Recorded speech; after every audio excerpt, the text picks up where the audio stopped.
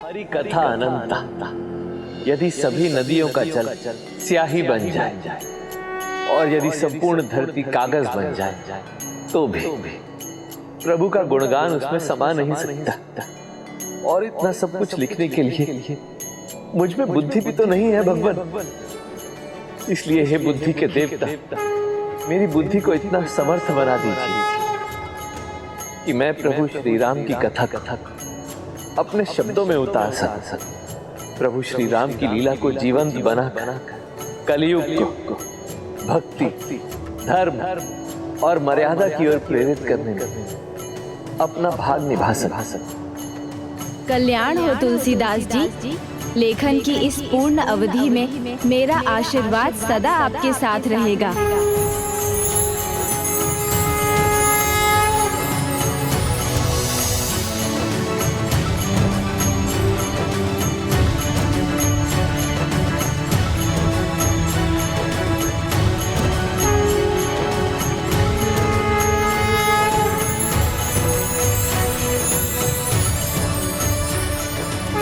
ज्ञानेश्वर गणेश जी की कृपा पात्र बने हैं आप। अब आपको अपने महान ग्रंथ के लेखन में और विलंब नहीं करना चाहिए। हे प्रभु, आपका कोटि कोटि धन्यवाद।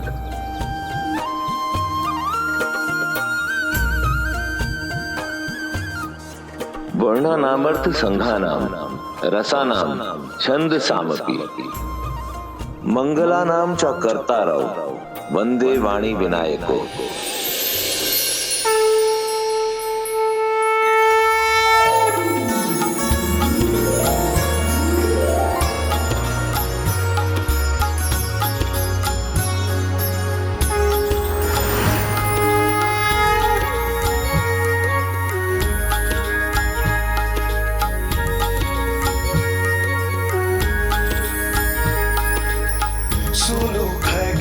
रघुपति प्रभुताई कहु जथावति कथा सुहाई। जेहि विधि मोह भयउ प्रभु मोहि सो सब कथा सुनाऊं कोहि। लेखन आरंभ करते ही प्रथम पृष्ठ पर ही तुलसीदास जी ने मेरी और माता सरस्वती की वंदना में श्लोक रचे। फिर इतना महान अवसर देने के लिए पिताश्री प्रभु महादेव, माता पार्वती और प्रभु श्री राम एवं माता जानकी का धन्यवाद करते हुए भी उन्होंने श्लोक रचे। फिर उन्होंने संकट मोचन महाबली हनुमान जी की प्रार्थना की, देवी देवताओं के प्रति अपनी कृतज्ञता व्यक्त की, उन मनुष्यों को भी धन्यवाद किया जिन्होंने भिन्न भिन्न समय पर उनकी सहायता की, जैसे ब्राह्मण दंपति, और वो उन ब्रह्म राक्षस को भी नहीं भूले जिन्होंने उन्हें हनुमान जी से मिलने का उपाय सुझाया था।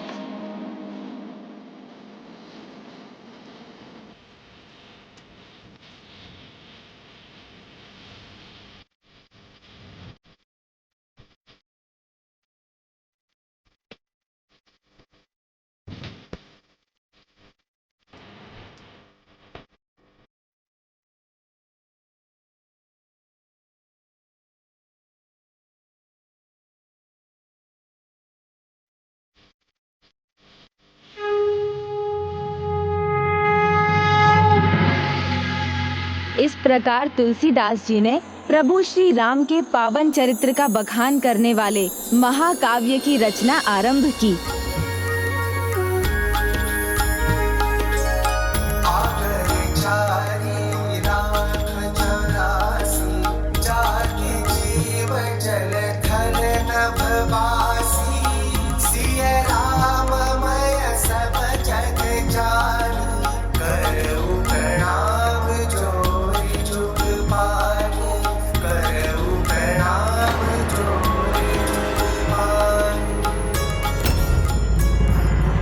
ये सब बैठे मेरी सभा में और सुन उसे रहे हैं, और वो ऐसा क्या ही कह रहा है। साधारण सी भाषा में थोड़ी सी तुकबंदी तो की है उसने।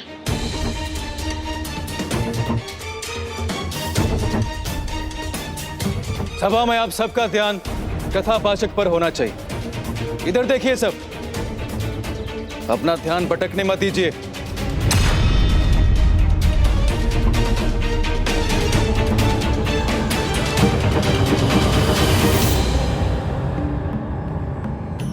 बाल कांड।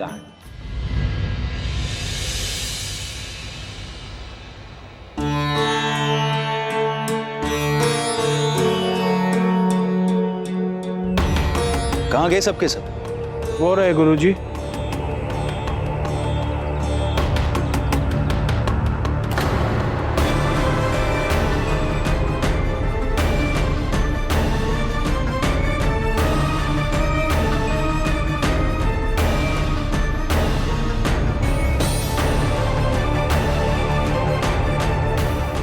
ये सब वो क्या रहेगा?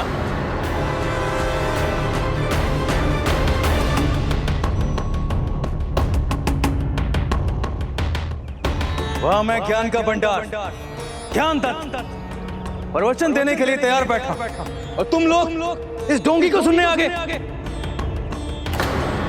आत्मा तर्क करनी है तो मेरे साथ आओ।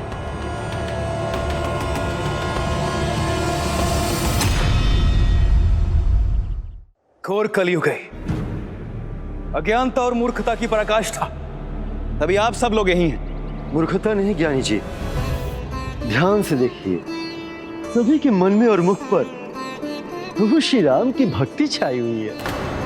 हाँ स्वामी, ये उचित कह रहे हैं। ऐसा अनुपम भक्ति भाव है इनकी वाणी में, जो सुने निहाल हो जाए। आप भी सुनिए ना।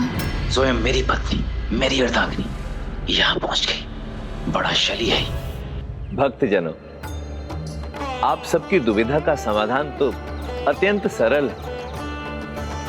आप सबको अपना ध्यान प्रभु श्री राम कथा का वाचन करने वाले में अथवा प्रभु श्री राम के भजन गाने वाले में नहीं केंद्रित करना चाहिए। एकमात्र प्रभु श्री राम पर ही होना चाहिए। ऐसे में ध्यान भटकेगा ही नहीं। और हाँ, प्रभु श्री राम पर लिखे दोहों और चौपाइयों को सुनने के लिए आपको यहाँ आकर मुझे देखने की भी कोई आवश्यकता नहीं है। उन्हें तो आप स्वयं ही जान जाएंगे। व्यर्थ के शब्द सुनने के लिए नहीं रुकूंगा मैं यहाँ। और जिन्हें अपना और अपने बालकों का सुनहरा भविष्य तय करना है, वो मेरे साथ चलेंगे।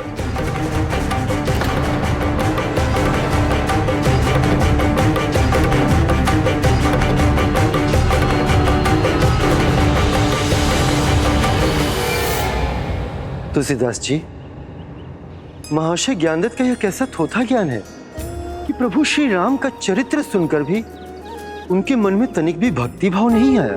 प्रेम मगन कौशल्या, निसिदिन जात न जान, सुत स्नेह बस माता, बाल चरित कर गान।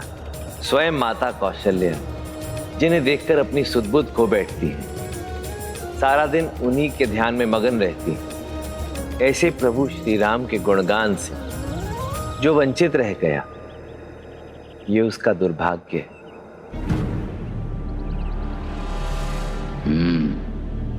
लौट कर यहीं आना पड़ा ना इन्हें। तुलसीदास जी ने किसी भी विकार को अपने निकट नहीं आने दिया। पूरी तन्मयता से अपने लेखन कार्य में जुटे रहे और कुछ ही माह में बाल कांड की रचना पूरी की।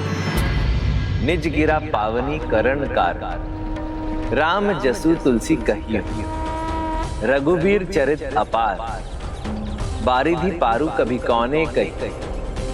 हे प्रभु, आपकी महिमा का वर्णन कर मैं अपनी ही वाणी को पवित्र कर रहा हूं। और वैसे भी आपकी कृपा के बिना सागर से भी विशाल आपके चरित्र का वर्णन कर पाना किसी भी कवि के लिए असंभव है।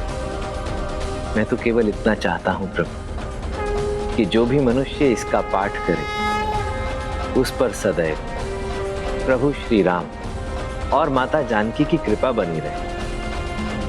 मैं अपनी इस रचना का प्रथम भाग आपके श्री चरणों में अर्पित करता हूं।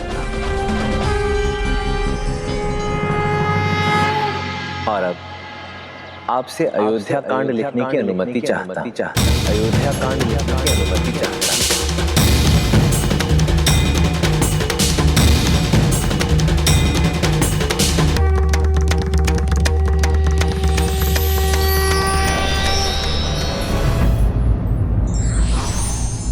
सफलता द्वेष पर नहीं, उद्देश्य पर ध्यान देने से मिलती है।